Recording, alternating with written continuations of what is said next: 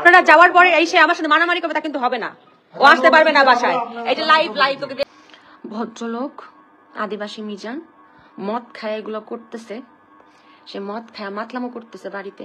ওর যদি যেটা পোস্ট করছে এগুলো বাজে কথা যে পোস্ট করছে এগুলো যদি সে লাইভে প্রমাণ দেখাইতে পারে তাহলে ঠিক আছে, লাইভে যাইতে বলেন, প্রমাণ দেখাইতে বলেন। আমি প্রমাণ দেখাচ্ছি। আমি 999 ফোন করছি, পুলিশ আসতেছে, বাদ বাকিটা আপনারা শুনতে পাবেন। অকারণে আমি শুটিং থেকে আসছি একটু আগে না সরি, আমি আসছি তাও তো 12টা 1টার দিকে, মোবাইলে শুটিং ছিল আমার, সেখান থেকে আমি আসছি। আমি তার সাথে কোনো কথা বলি নাই। সে বাইরে থেকে এসে রাত 2টা বাজে মদ বাসায় নিয়ে এসে মদ খেয়ে মাতলামো করতেছে, উল্টাপাল্টা পোস্ট করতেছে। তার যদি এগুলা যদি সত্যি হয় তাহলে তাকে লাইভে আসে দেখাইতে বলেন। আমি কোনোদিন লাইভে আসি নাই, কিন্তু এক্সেস হয়ে গেছে, আমি আর নিতে পারতেছি না এগুলা।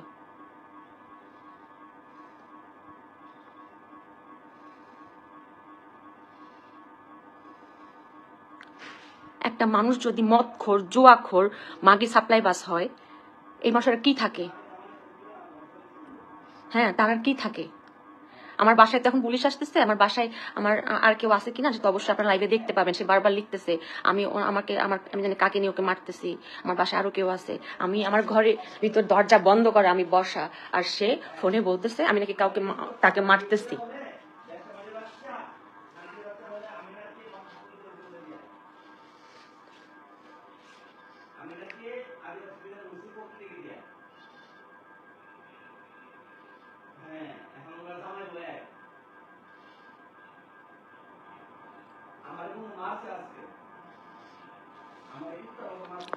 আমার কথা ও যে মারতেছে বলছে, এই কথার প্রমাণ দিতে হবে, ওর গালে ওই স্পটটা এখন দেখাইতে হবে। আপনারা আবেগের বসে বসা হ্যাঁ অমুক মারছে তাই কেন কি হয়েছে, আমি দোষী, আমার কথা আমি দোষ করলে আমি দোষ স্বীকার করতে রাজি আছি। সে মদ খেয়ে মাতলামো করবে আর এটা মেনে নিতে হবে। No way. এই যে পুলিশ আসছে, কলিং বেল বাজে, দরজা আমি এখন খুলবো। হ্যাঁ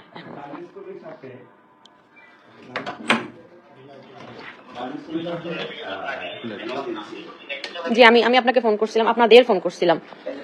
এই যে ওকে নাকি আমি মারছি, ও বলতেছে ওর, হ্যাঁ ওকে নাকি আমি মারছি, ও বলছে ওর নাকি ওর ফেসে দাগ আছে, সেই দাগটা কোথায়, দাগটা কোথায়? এই যে মদ, এই যে মদ, এই যে বিড়ির অবস্থা, এই যে ফোনে কাকে কি বলতেছে দেখেন, দেখেন এই নাটক। হ্যাঁ এই দেখেন পুলিশ নিয়ে যাইতেছে, তাকে মারলে নাকি তার ফেসে দাগ থাকবে না। না ভাইয়া এক সেকেন্ড আমাকে বলতে হবে, আমাকে বলে যেতে হবে। আপনারা যাওয়ার পরে এসে আমার সাথে মারামারি করবে তা কিন্তু হবে না, ও আসতে পারবে না বাসায়। এই যে লাইভ তোকে দেখতেছে ফেস, তোর ফেসে কোনো কিছু নাই, যা। আপনারা প্রমাণ পাইছেন? একটা মাতাল যখন যা বলে মানুষ তাই বিশ্বাস করে। সে লিখছে যে আমি নাকি নিলয় ভাষাতে কাজ করতে পারি না দেখে আমি তাকে মারছি, এটা আমি মারছি হয়, আমি কেন মারবো? এগুলা কি? এটা রোজার দিনে সে রোজা না থেকে এই যে সিগারেট বসে বসে খাইছে, আর এই যে যেগুলো ফালাইছে, এগুলো ফালাইছে। আমি আজকে আমি এই পর্যায়ে আসতে বাধ্য হলাম,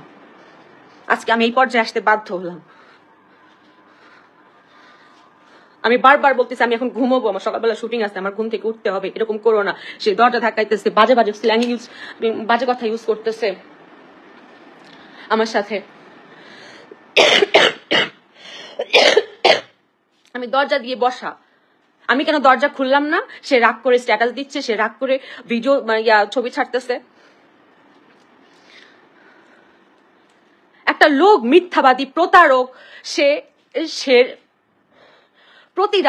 প্রতি রাতে বাহিরে কাটায়, সন্ধ্যার দিকে যায়, আসে সেই সকাল 4টা 5টা 7টা 11টা, কোথায় থাকে, কাদের সাথে থাকে একটু দেখেন তো, কোন জুয়াখোরদের সাথে মিশে, জুয়া খেলে টাকা হারায় আসে, কার সাথে যে ঘুমায় থাকে। আমি কিভাবে মেনে নেবো এগুলো? তাও তো কখন আমি স্ট্যাটাস দিই নি, লাইভে আসি নাই।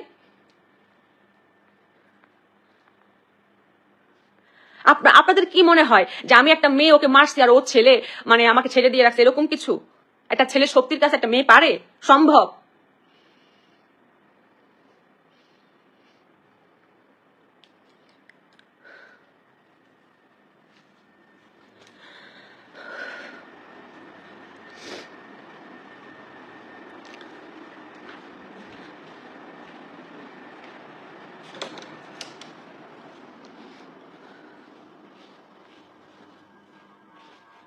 আমি এই কথাগুলো ওর পরিবারকে বলছি, আমি ওর পরিবারকে বলছি, ওর মাকে বলছি, ওর বোনকে বলছি যে এই যে আপনার ছেলে যে এমন করে, এমন করতেছে, আপনারা কিছু বলেন না কেন?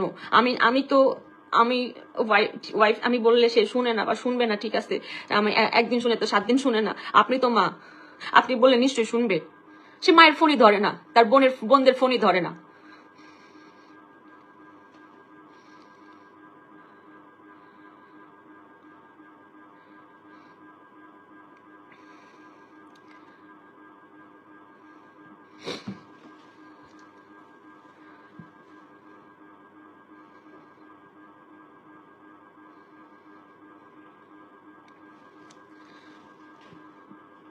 মানুষ বলবে তাহলে বিয়ে কেন করলেন তাকে? বিয়ে আমি যদি তাকে না করতাম, বাহিরে করতাম, মিডিয়ার বাহিরেও করতাম, সেই পুরুষ যেরকম হইতো না তার কোনো গ্যারান্টি আছে আপনারা বলতে পারেন? হ্যাঁ, এই যে এখন নিউজ দেখেন, অমুক ধর্ষণ হইলো, অমুকের শ্বশুর তাকে অমুকের বাচ্চাকে ধর্ষণ করলো, অমুকের বউকে জড়া ধরছিল, অমুকের পরকিয়া হইতেছে, বউকে মেরে ফেলতেছে, বউ স্বামীকে মেরে ফেলতেছে, এগুলো কি মিডিয়ার? ওরা দেখে শুনে বিয়ে করছিল না? হ্যাঁ,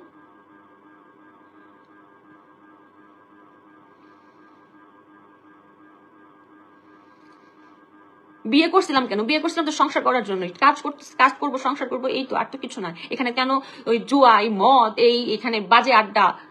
হ্যাঁ, ওর 2টা ফ্রেন্ড আছে, অনি আর সজীব। অনি, এই ছেলেটা, এক সেকেন্ড, আমার ফোন দেয় কিভাবে? এই ছেলেটা সে কিশোরগঞ্জে বিয়ে করছে, ঢাকাতে বিয়ে করছে, তারপরে আবার বারে যায়, বার থেকে আবার সে বার থেকে সেখানে ওই বাড়ির মেয়েরা নাচে, ওখান থেকে মেয়ে নিয়ে এসে আমাদের বাসায় আসে। এখন আমি অনেকবার মানা করছি যে তুমি তোমার বন্ধু বান্ধবকে এরকম বাজে মেয়ে নিয়ে বাসায় ঢুকতে দাও কেন? বলে কি বন্ধু বলছে, রিকোয়েস্ট করছি, কি করবো? তার বন্ধু বান্ধব এমন, সে কি মানে সে কি হইতে পারে? আর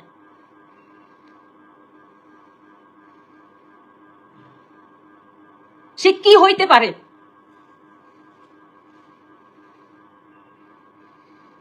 প্রবলেম তো আজকে থেকে না, ও যে কোনো কথা কাটাকাটি হইলেই সে স্ট্যাটাস দিবে, সে করবে, সে করবে। প্রবলেম আমার হয় না, প্রবলেম খালি ওর একতরফার হয়। আমি তো কখনো কাউকে বলতে যাই না, স্ট্যাটাস দিতে যাই না, আমার পরিবারকে জানাইতে যাই না। সে আমার বাবা মাকে যা নয় তা বলে, বাজে কথা বলে।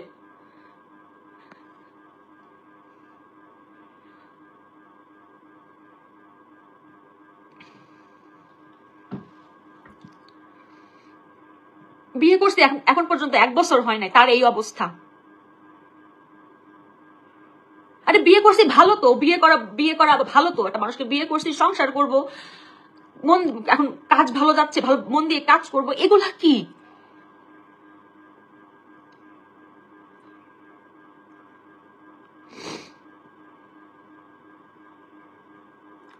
আপনারা মিডিয়ার মানুষও আছেন, যে কোনো কিছু মানে একটা যাচাই বাছাই করে একটা কথা বলা, একটা মানুষ পোস্ট করলো, সেখানে আপনারা কমেন্ট দেওয়া শুরু করে ফেললেন।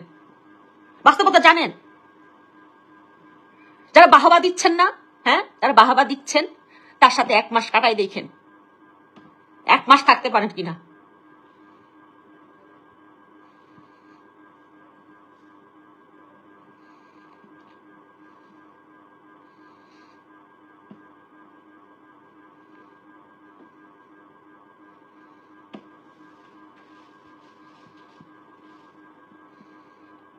কেউ বলবে তাকে আমি টাকা দেখে বিয়ে করছি, কিসের টাকা? ওকে কোটিপতি কেউ, শিল্পপতি কেউ, সুগার ড্যাডি?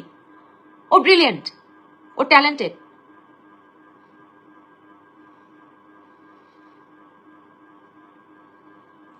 ওর বাড়িতে তো একটা দালানও নাই যে আমি ওর দালান দেখে বিয়ে করছি। ভাই বিয়েই তো করছি, খারাপ তো কিছু করি নাই।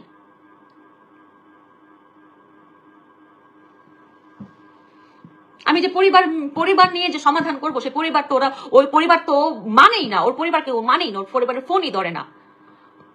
ওর মা অসুস্থ হয়ে গেল, ওর মা যদি অসুস্থ ছিল মাঝখানে, ওর মা হাসপাতালে ডাক্তার দেখাইতে গেছে, আমার সাথে ফোনে কথা, আমি বলছি বারবার তোমার মায়ের একটা খোঁজ নাও, ফোন দাও ফোন দাও, সে একটা বার ফোন দেয় না, তার ফোন রিসিভও করে না।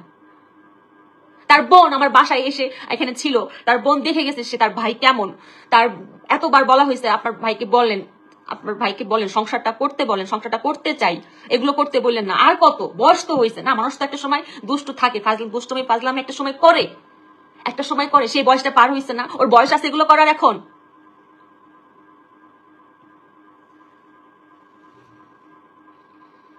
এখন আমার কাছে আমার প্রেস্টিজ, আমার ওয়েট, আমার ক্যারিয়ার, আমার আমার আমার এটা নিয়ে আর কোনো মাথা ব্যথাই নাই। ও যেটা করছে, আমার ওকে বিয়ে করাতে চরম ভুল হয়েছে, এর থেকে আর কোনো ভুল হইতে পারে না। আমি এখন লাইভ করি না, লাইভের মধ্যে আসে নাচি না, আমি গালাগালি করি, আমার এখন কিচ্ছু যায় আসতেছে না, আমার গায়ে লাগতেছে না, আমার এমন পর্যায়ে আমি ট্রমাটাইজ হয়ে গেছি।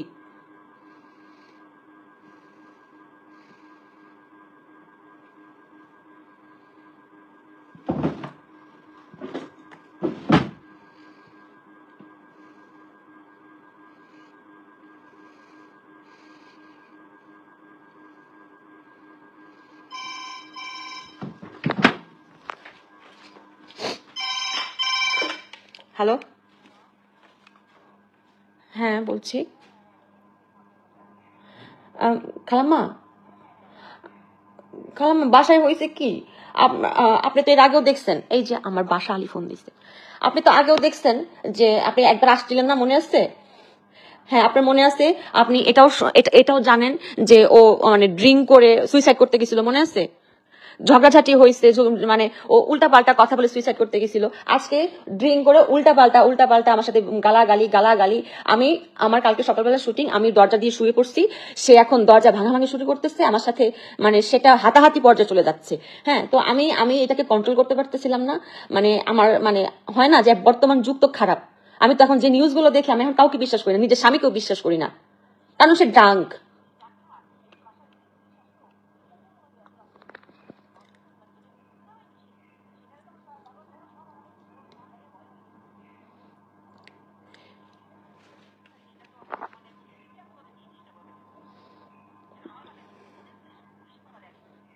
আপনি ওকে বের করে দেন,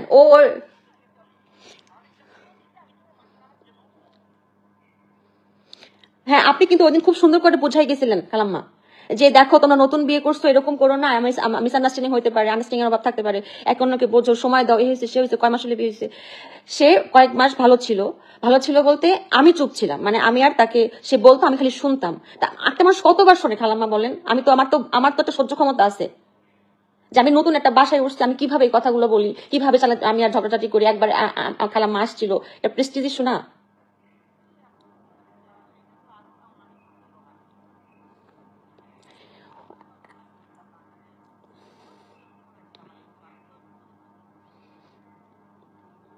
এই লোকটা আমার মান সম্মান রাখে নাই। সে ফেসবুকে ফেসবুকে সে কি এখন সোশ্যাল মিডিয়ার যুগ, সেই ফেসবুকে কি সব বাজে বাজে স্ট্যাটাস লিখতেছে, সেখানে ওরও তো একটা মান সম্মান আছে, আমার তো মান সম্মান আছে, তাই না? আমরা আমরা আমি নাকি আর একটা লোক নিয়ে ওকে মারতেছি গ্রুপের ভিতরে, আমি নাকি ওকে নিয়ে মারতেছি, এটা হয় পসিবল? এখন আমি একা, বাসায় তো কেউ নাই। স্ট্যাটাস যখন দিছে তার তো 2 মিনিট পরেই পুলিশ আসছে, তো আমি তো প্রমাণ দেখাইলাম যে ও যে লিখছে স্ট্যাটাসে, ও যদি ধরেন কিছু হয়, একা একাও কিছু করে, তো স্ট্যাটাস প্রমাণ থাকবে না যে হচ্ছে ওরা মিলে আমাকে মারছে, নিয়ে আমাকে মানে মেরে ফেলছে। এর আপনি, হ্যাঁ আপনি আগেও দেখছেন না যে ও নিজে নিজে সুইসাইড প্রবণতা আছে। হ্যাঁ, করবেন না, আপনি আপনি আপনি ওকে যা বলার আপনাকে বলে দেন। আমি, হ্যাঁ ও আসবে, ও তো বাসা তখন আমরা তখন ছাড়ি না, অবশ্যই আসবে। আজকে না আসুক কালকে আসবে, কালকে না আসুক পরশু আসবে তো।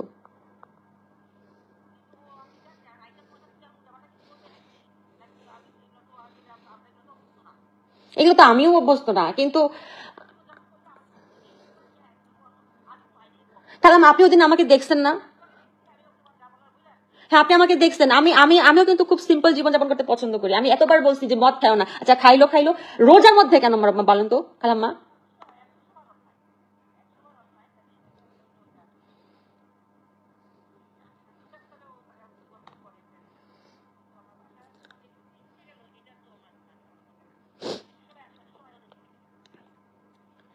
এটা এখন আমার ছোট মাথায় আমার যেটা আসছে আমার নিজের সেফটির জন্য আমি করছি, কারণ বর্তমান যুগ তো ভালো না খালাম, আপনি জানেন।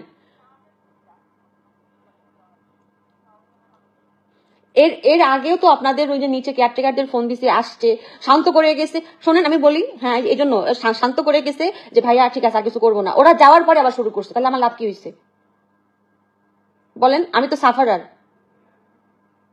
এখন পারি ওকে ডিভোর্স দিতে, এই তো, আর তো কিছু না। আমি তাই দিব, আমার এখন তো সময় লাগবে। আমি কারণ মুখ দিয়ে বললে আর এখন হয়ে গেল, একটা সিস্টেমেটিক হলে আমার যেতে হবে। আমি তো এই যে এই হরর জিনিস নিয়ে আমি তো সংসার করতে পারবো না। মিডিয়ার লোকগুলা ও হচ্ছে, আমি তো আমার সমস্যা কি ফেলাম, আমি কাউকে বলি না, আর ও হচ্ছে শো অফ করে বেড়ায়, যেটা হয় না তার চেয়ে দ্বিগুণ মানে 3 গুণ বলে বেড়ায়। হ্যাঁ, এটার জন্য হয় কি, মানে যারা শোনে তারা তো আর আমাকে জিজ্ঞেস করে না, তার কথা শুনেই বিশ্বাস করে যে হ্যাঁ মানে মেয়েটা খারাপ, মেয়েটার জন্যই ওর অশান্তি হইতেছে, মেয়েটার জন্যই ওর লাইফে মানে খারাপ অবস্থা, মেয়েটার জন্য তোর খারাপ, মানে এইটা আর কি। আমি এটা কাউকে বলে বলে তো বেড়াতে পারবো না, ভাই আমার দোষ নেই, আমি এটা করছি না, আমি এটা করছি, হ্যাঁ এরকম তার বলে বলে বেড়াতে পারবো না। আর মিডিয়ার ও তো হচ্ছে মিডিয়ার সিনিয়র ডিরেক্টর, এখন মিডিয়া, আমি হচ্ছে জুনিয়র একজন আর্টিস্ট। এখন আমার কথা শুনবে না তার কথা শুনবে? না না, আমার তো থানাতে বলা আছে, থানাতে আমি বলা আছে, এবং কালকে আমি একটা মামলাও করব। আমার যেটা আগে থেকে করা ছিল, আমি কালকে একটা মামলাও করব। আমি এইসব মানে অনেক অনেক হয়েছে, অনেক, আমি মানে জাস্ট পাগল হয়ে যেতেছি, আমি আর পারবো না। আমি আই এম সো সরি খালাম্মা, আসলে আমার জন্য আপনি ওই দিন আমাকে সরাসরি দেখছেন, কথা বলে গেছেন, ওকেও দেখছেন, তো সরাসরি যখন ওকেও দেখছেন আমাকেও দেখছেন, তখন আপনার মনে হয়েছে না যে গিল্ট কে?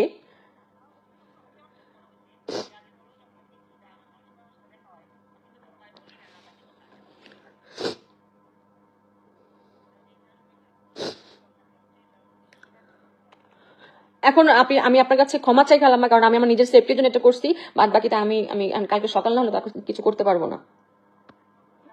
জি প্লিজ, আর কোনো হেল্প লাগে প্লিজ আমাকে একটু করবেন খালাম্মা, প্লিজ। জি জি, আসসালামু আলাইকুম। এটা তো টেলিকম, আমি তো মানে লাউড স্পিকারে শোনাইতে পারলাম, নিশ্চয় আমার কাউন্টার গুলো শুনছেন। সে এর আগেও এরকম বাসার ভিতরে উলট পালট, নিজে নিজে উলট পালট করে, নিজে নিজে মারামারি করে, নিজে নিজে মানে সুইসাইড করতে যায়, আবার ব্লেম দেয় হচ্ছে আমি তাকে মেরে ফেলতেছি।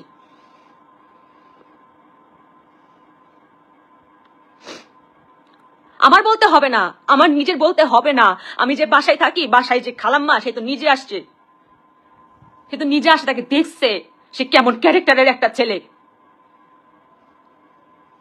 তাকে বারবার ওয়ার্নিং দেওয়া হয়েছে, 2-3 বার ওয়ার্নিং দেওয়ার পর সে আজকে সেম ঘটনা ঘটাইছে। আমি মাত্র চুপ থাকি, আমি চুপ থাকতে চাই, আমি আমার প্রচন্ড রাগ হলে আমি চুপ হয়ে যাই, কারণ আমি চাই না নতুন একটা বাসায় আসছে, বাসা কতবার চেঞ্জ করবো ওর জন্য।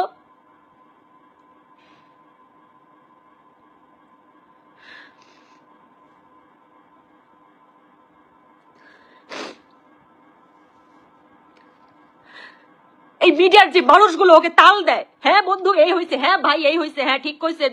ও আরেকটা কথা, নিলয় ভাইকে নিয়ে যখন কথা বলছেই, এটাও বলি, সে বলছে যে নীরবের সাথে আমি কাজ করতে চাইছি, সে আমাকে কাজ করাই নাই দেখে আমি ওকে মারছি। তার তো প্রমাণ পেয়ে গেছে, জোর গায়ে কোনো স্পট নাই, এটা রুহু নবীর আমলের একটা ছবি পোস্ট করে সে আমাকে ফাঁসাইতে চাইছে। হ্যাঁ, আমি আমি কখনোই কোনো হিরোর উপর ডিপেন্ড ছিলাম না। গল্প দেখছি, গল্প ভাল লাগছে, আমি সেই গল্পে কাজ করছি। কে আমার সাথে কাজ করলো কি করলো না, সে নিলয় আলমগীর হোক, সে অপূর্ব হোক, নিশো হোক, কারণ আমি আমার যোগ্যতা জানি। যদি আমার যোগ্য হই, তাহলে তারা নিজেই আমার সাথে কাজ করবে। আমার কেন বলতে হবে যমুর সাথে আমাকে কাজ করায় দাও? আমি অলওয়েজ নারী বেস গল্প করছি। আদিবাসী মিজান যে ডিরেক্টর, সেও তো আমাকে নারী বেস গল্পই করাইছে, তার আগে থেকে আমি করছি। হ্যাঁ, আমি এর আগে হয়তো বা মানে খুব একটা মানুষ আমাকে চিনতো না, এই ব্যাককল বৌদি আমাকে চিনছে, কারণ এই ভদ্রলোক ইয়া করছে। তার এতটুকু ক্রিয়েটিভিটি ছাড়া তার লাইফে তার অ্যাজ এ পার্সোনালিটি কিচ্ছু নাই। যদি আমি বিয়ের আগেও বুঝতাম, ঘুণাক্ষর তাকে আমি বিয়ে করতাম না। একটা মানুষ সে যদি একাধারে একটা মদখোর, একটা জোয়াখোর, একটা বাজ, তারপরে খোর, যদি এরকম হয়, মানে আমার এখন বলতে ইচ্ছা করতেছে, যদি মাগি বাজ মাগি খোর হয়, তাহলে আর সেই লোকের আর কি থাকে, সেই পার্সোনালিটি কি থাকে?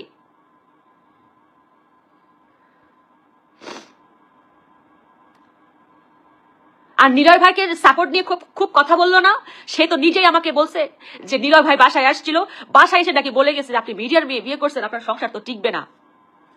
হ্যাঁ, এই ভদ্রলোকের আগের বউ যে চলে গেছে, তার আগের বউ কি ইয়া ছিল, মিডিয়ার ছিল?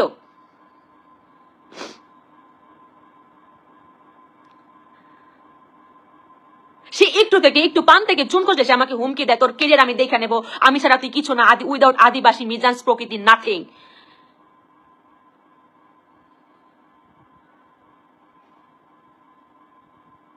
মান সম্মান রিজিক উপর থেকে আসে, কারো না কারোর মাধ্যমে আসে। তুমি আদিবাসী মিজান না থাকলেও কোনো আদিবাসী মিজান মাধ্যমে আমার আজকে যদি আমাকে যে যতটুকু ফেম বা পরিচিত ততটুকুই হয়েছে না কেন, আমার ফিনান্সিয়াল ভালো হয়েছে না কেন, সেটা অবশ্যই আল্লাহ দিছে, তুমি দেওয়ার কেউ না, তুমি মাধ্যম মাত্র। এত অহংকার ভালো না। অমুককে আমি করছি, অমুক আমার জন্য হয়েছে, মানে এগুলো তো আমরা বলবো যে হ্যাঁ আমি অমুকের জন্য আমি প্রকৃতি হইতে পারছি, অমুকের জন্য। তুই নিজের ঢোল নিজে পিটাইলে কোনোদিন কেউ বড় হইতে পারে? কোনোদিন দেখছিলেন?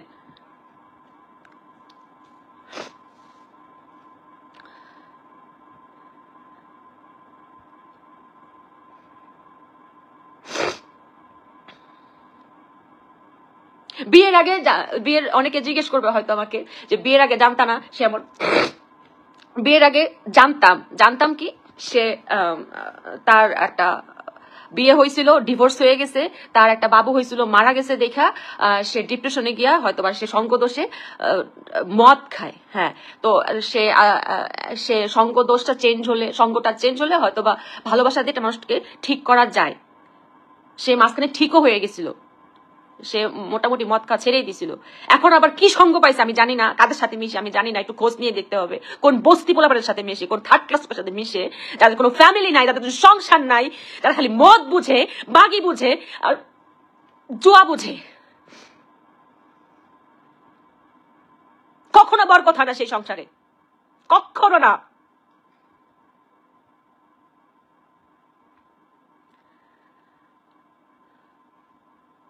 পরে যখন ভাবলাম যে বিয়ের পরে হয়তো ঠিক হবে, বিয়ের পরে হালকা ঠিক হইলো, পরে তার আসল রূপ মানে বের হইলো, সে যে জুয়াখোর আমি আমার বুঝতে এত দেরি হয়েছে, আমি বিয়ের পরে বুঝছি, তাও কয়েকদিন আগে। আমি ভাবছি প্রথমে যখন দু একবার আড্ডার ছলে ফ্রেন্ডের সাথে বসছে, এটা সবাই বসে, এটা শুধু মিডিয়া পার্সন না, মানে আমি বলতেছি বলে আপনারা একদম একতরফা মিডিয়া মানুষের দোষ দিয়েন না, এটা আপনাদের মানে মিডিয়া ছাড়াও অনেকে আপনার মজা করে খেলেন।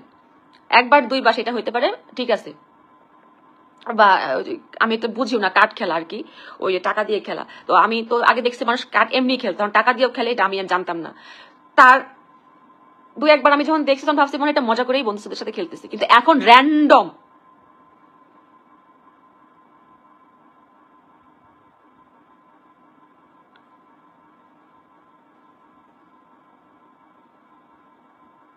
জুয়া খেলে টাকা হারাই থুয়ে আসে। আর আমার আমার আমার আমি যে কষ্ট করে যে 2 টাকা 5 টাকা ইনকাম করি, সেই টাকাগুলো নিয়ে সে চলে যায়। সে আজকে 2000, কালকে 10,000, কালকে 5,000, কালকে অমুক, কালকে তমুক।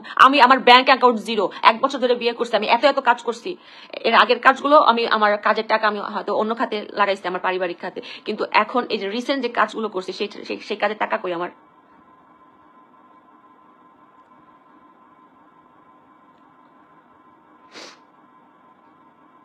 সে এমন একটা মিচকে শয়তান, আদিবাসী মিজান, সেটা এমন একটা মিচকে শয়তান, সে তার প্রয়োজনে মানে কি যে করতে পারে, কতদূর নামতে পারে, কাকে কাকে ইউজ করতে পারে, তার কোনো ধারণা নাই। এটা আমার বুঝতে অনেক দেরি হয়ে গেছে, দেরি হয়ে যাওয়ার পর বুঝেও লাভ হয়, কারণ সে আমার হাজবেন্ড, আমার কিছু করার নাই। তো আমি তো নিজের সংসারটা করতে চাই। তাকে বাচ্চার মতো করে আদর করে মাথায় হাত বুলিয়ে কত ভাবে বুঝাইছি, এটা করো না, একটা বয়স হয়েছে, এখন তোমার বয়স হয়েছে। জোর করে রোজা রাখাইতে পারি না, এই এত বড় একটা আদ্দামরা ছেলে, আদ্দামরা বেড়া, তোর রোজা থাকলে বলে কষ্ট হয়, তার বুকে ব্যথা করে, তার পেটে ব্যথা করে, তার পশ্চাতে ব্যথা করে। 1 প্যাকেট বিড়ি দাও, 1 বোতল মদ দাও, তাহলে ঠিক, ভাত খাওয়া লাগবে না।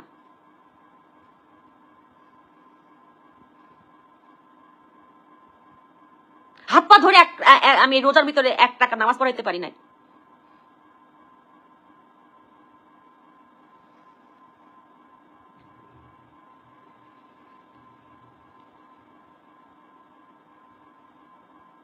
আমি শান্ত ছিলাম,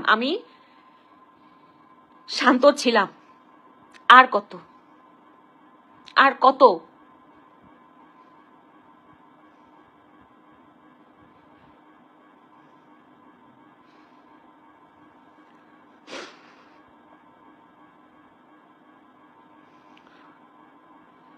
এখন খুব ভালো হইলো, গেছিলে তো আমার আমার মাস আমার নষ্ট করতে। আমি তো শুয়েই পড়ছিলাম, আমি বিছানার মধ্যে শুয়ে পড়ছি, আবার সকালবেলা শুটিং আছে, আমি দরজা লাগিয়ে শুয়ে পড়ছি, অযথা দরজার ভিতরে মানে দরজা ভেঙে যাবে এমন বাড়াবাড়ি শুরু করছে আমার সাথে।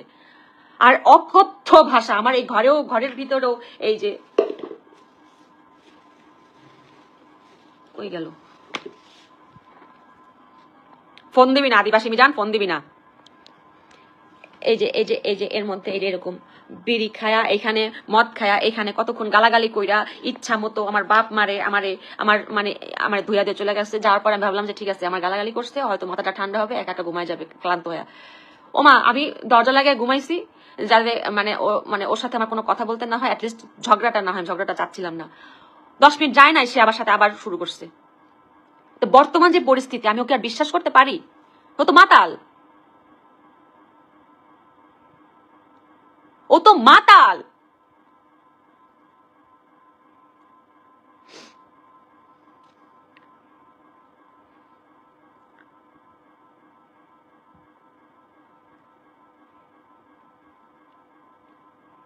তুই একটা ডিরেক্টর, তুই তুই তুই ক্রিয়েটর, তুই তোর মন হবে নরম, তোর মন হবে কোমল, তোর মতো এরকম জানোয়ার কেন তুই?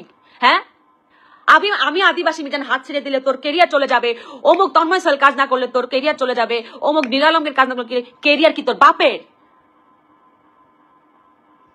আমার যেখানে যত টাকা, যতদিন যতটুকু রিজিক আছে, কারোর বাপের ক্ষমতা নাই আমার সেই রিজিক কেড়ে নেওয়ার।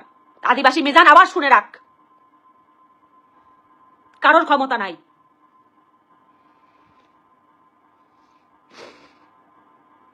তোর অহংকার, তোর পতনের মূল। তুই এর আগে, অনেক আগে থেকে তুই ডিরেক্টর, হ্যাঁ, মাস্টার তো নাই হয়ে গেছিলি, কেন হয়ে গেছিস? তোর অহংকারের পতন হয়েছিল রে, আবার শুরু হবে, তুই দেখে নিস।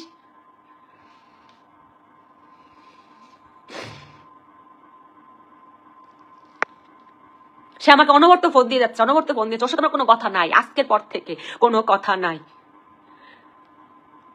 ডিরেক্ট মামলা, যেটি তো আগে থেকে করা ছিল, ডিরেক্ট মামলা, দেন ডিভোর্স। অনেক হয়েছে, সহ্যের একটা সীমা আছে। সে মগবাজারে জিয়ার অফিসের মধ্যে, আমি সবার কথা না এখন বলবো, জিয়ার অফিসে বসে সে জুয়া খেলে। কোন এডি ফয়সাল, সে জিয়া, ওদের অফিসে বসে বসে জুয়া খেলে। সারা রাত্র সে আসে না, সে সারা রাত্র বাইরে থাকে। হ্যাঁ, আপনি একটা ওয়াইফ হয়ে কতক্ষণ সহ্য করবেন এটা? কতদিন? 1 দিন, 2 দিন, 3 দিন, তারপরে আপনার মনে হইতেই পারে যে আমাকে বলে যায় আমি প্যানেলে যাচ্ছি, আমার প্যানেলে আমার নাটক এডিট করতে হবে না, অনেকগুলো নাটক শুটিং করে আসছি, এগুলো ছাড়তে হবে, আমি প্যানেলে যাচ্ছি। আমি তো ভাবতেছি আমার স্বামী আহা হা, মনে হয় যে অনেক দুর্লভ কাজ করে আসতেছে, কিন্তু আমার স্বামী যে ফুর্তি করে আসতেছে, সে যে মদ খেয়ে আসতেছে, সে যে জুয়া খেলে আসতেছে, সে তো আমার জানা ছিল না, আমি পরে জানতে পারছি এগুলা। আমি আজকে ওকে সুন্দর মতো সকালবেলা বলে শুটিং এ গেছি যে দেখো, তোমার বিভিন্ন কারণে তোমার পর আমার সন্দেহ সৃষ্টি হয়েছে, এখন এই সন্দেহ দূর করার দায়িত্ব তোমার অ্যাজ এ হাজবেন্ড। আমি তোমার জন্য এতদিন অনেক করছি, তুমি যে বিষয়ে সন্দেহ করছো, আমি এনিহাউ এটা সন্দেহটা দূর করার জন্য আমি যা করার লাগে, আমার সংসার বাঁচানোর জন্য, আমার ভালোবাসাকে সম্মান দেওয়ার জন্য আমি তাই করছি। কিন্তু তুমি কোনোদিন কিছু করো না, তোমাকে কিছু জিজ্ঞেস করলেই বলছো যে আমি এটা নিয়ে কথা বলতে চাই না, আমি এটা নিয়ে কথা বলবো না, তোর যা খুশি তাই মনে কর, ডিভোর্স দিলে জাগা। কেন? তোমার যদি ভালোবাসা থাকতোই, তুমি যদি সৎ হইতা, তুমি যদি মানে এতই পিওর হইতা, তাহলে তোমার যদি মনে হয় যে হ্যাঁ তোমার বউ তোমাকে মিসআন্ডারস্ট্যান্ডিং হইতেছে, তোমার ভিতরে তোমাকে ভুল বুঝতেছে, তুমি তো এটা ক্লিয়ার করতা। সে একজন হাজবেন্ড হয়ে তার বউকে বডি শেম করে, আর যে মেয়েগুলো আছে না আহা হুহু করতেছো, হ্যাঁ, তাদের বডির ভিতরে যে আহা আদিবাসী মিজান ভাই এত ভালো, আহা হুহু করতেছো, বাসায় নিয়ে যায় রাখো, 1 মাস রাখো, 1 মাস থাক, তার সাথে থেকে দেখো।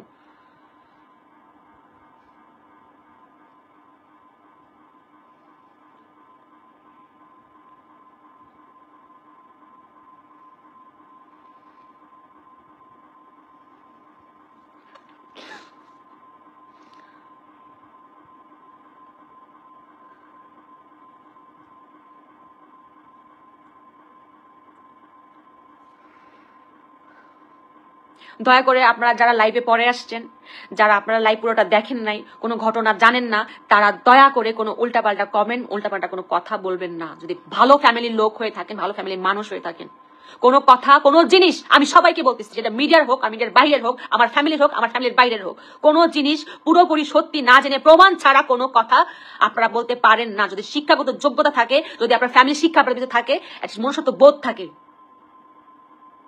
আমার যা প্রমাণ করার আমি ইনস্ট্যান্ট করে দিচ্ছি, করে দেখাই দিচ্ছি যে একটা মদখোর কিরকম নাটক বাজছে, সে ইনস্ট্যান্ট নাটক বানায়, সে একটা ইম্প্রোভাইজার। তো সে বলে না আমি খুব গুড ইম্প্রোভাইজার, ইম্প্রোভাইজ দিছে না পুলিশ আইসা, ইম্প্রোভাইজ দেখাতে তো পারছিস এখানে রক্ত জুইয়া পড়তেছে।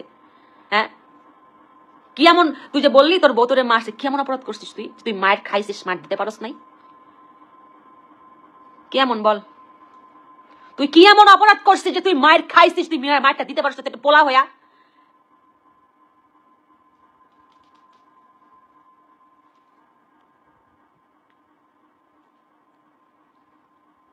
আপনাদের সামনে তো আমি গেট খুললাম, পুলিশ আসলো, মেন দরজা থেকে পুলিশ আসলো, পুলিশ ডেকে নিয়ে গেল, আমি সবাইকে দেখালাম যে আমার পাশে আমাদের কেউ নাই, অথচ সে লিখছে আমি অন্য একটা ছেলেকে নিয়ে তাকে আমি মারতেছি। ওইটা বুদ্ধি প্রতিবন্ধী, ওটা পাগল।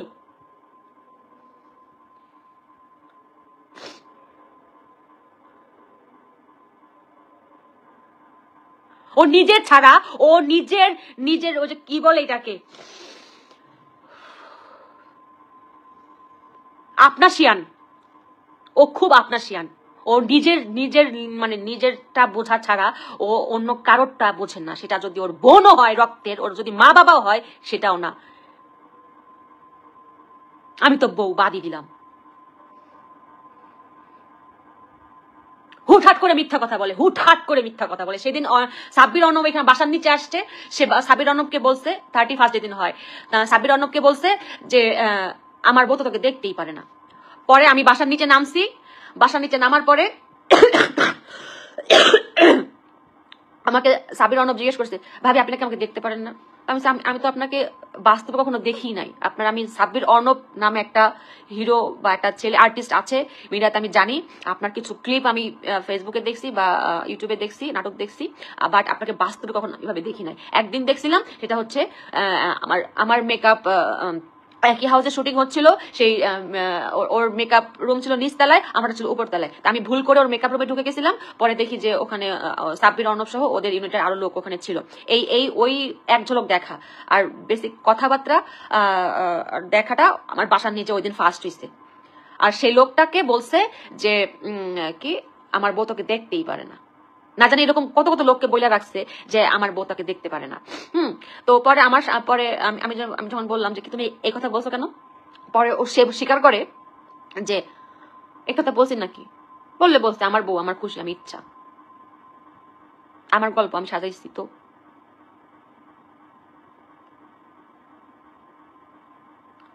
ওই দিন ভাগ্যিস ওর সাথে আমার দেখা হয়েছে দেখে, সাব্বির অর্ণবের সাথে আমার দেখা হয়েছে দেখে, তাহলে মানে বিষয়টা ক্লিয়ার হইতে পারছে যে না, আদিবাসী মিজান মিথ্যা কথা বলছে, বানায় বলছে বা ফান করছে। যদি দেখা না হইতো, বেচারা আজীবন মাথার মধ্যে নিয়ে রাখতো যে আসলেই তাকে আমি দেখতে পারি না, তাকে আমি চিনিও না।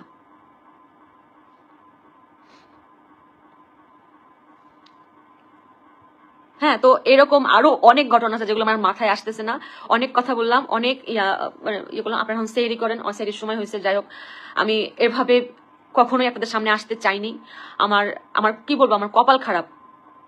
কিন্তু হ্যাঁ, এরকমটা না, এরকম আমি লাইভ আসতে বলে যাচ্ছি, আমি সুইসাইড করার মেয়ে না, আমি কখনো সুইসাইড করব না। যদি যদি আমার নর্মাল মৃত্যু না হয়, তাহলে এটার জন্য আদিবাসী মিজান দায়ী। আমি লাইভে বলে গেলাম, এবং এটা এই লাইভটা থাকবে। এবং তার আশেপাশে যারা ইন্ধন যোগাচ্ছে, আমি কিন্তু তাদের নামও ফাঁস করে দেব, বলে দিলাম। যারা ওকে সাপোর্ট করতেছে, যারা ইন্ধন যোগাচ্ছে, যারা আমার পিছনে বাজে কথা বলে, ওকে ওর মানে যখন ও মদ খায়, মদের আসরে বসে আমাকে নিয়ে বাজে কথা বলে বা আমাকে নিয়ে বাজে মন্তব্য করে, আমাকে নিয়ে বাজে প্ল্যান করে, আমার যদি কোনো নর্মাল মৃত্যু না হয়, আমার যদি কোনো কিছু হয়, তার জন্য আদিবাসী মিজান দায়ী।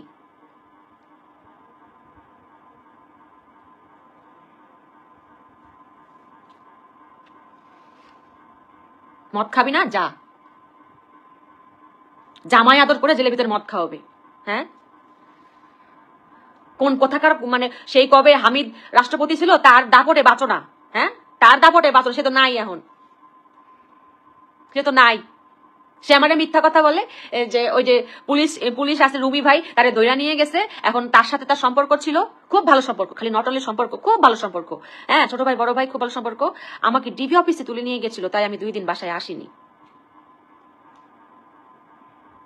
তুই কি এমন কাজ করছিস যে তোকে ডিবি অফিসে 2 দিন বাইন্দা রাখছে, তুই বাসায় আসোস নাই? ইম্প্রোভাইজ করো আমার সাথে। সত্যি কথা, যদি ঘটনা সত্যি হয় তাহলে তুই অবশ্যই খারাপ, আমার চিন্তার থেকেও তুই বেশি খারাপ। আর যদি কথাটা মিথ্যা হয় তাহলে তুই কি পরিমাণ মিথ্যাবাদী, মানে কি পরিমাণ মিথ্যা কথা বলিস আমার সাথে 24/7, আপনারাই বুঝে নেন।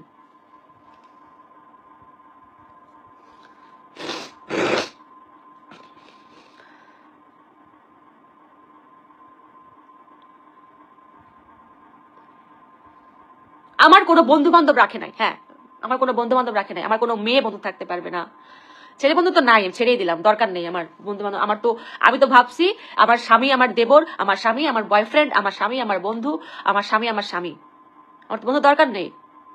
মেয়ে, একটা মেয়ে তো থাকে, আমি তো মানে হয় না যে বোন থাকবে ছোট বোনের মতো, বা হচ্ছে বান্ধবী তো আমার বয়সের নাই, কারণ আমার বয়সের তুলনায় এখন মেয়েরাগুলো সব ছোট ছোট। তো আমি তো মেয়ে বান্ধবীও রাখতে পারি না, সে মেয়ে বান্ধবী নো তার প্রবলেম।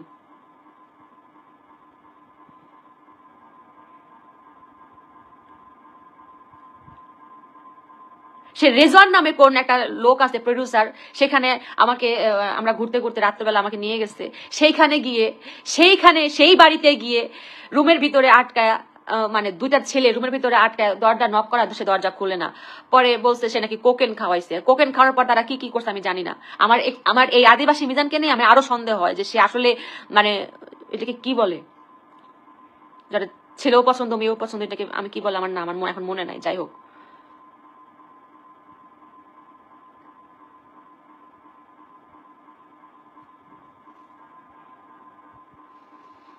যাই হোক, আই এম সো সরি। আমার জন্য দোয়া করবেন। ধন্যবাদ।